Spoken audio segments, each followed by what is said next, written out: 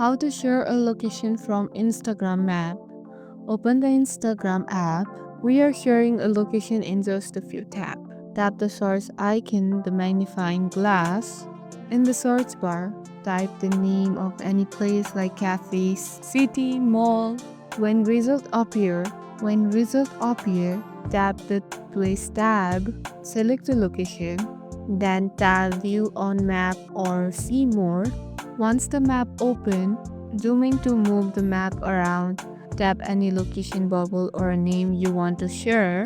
This will open that location space with post and details. On the location page, in the location page, tap the share icon, paper plane or arrow.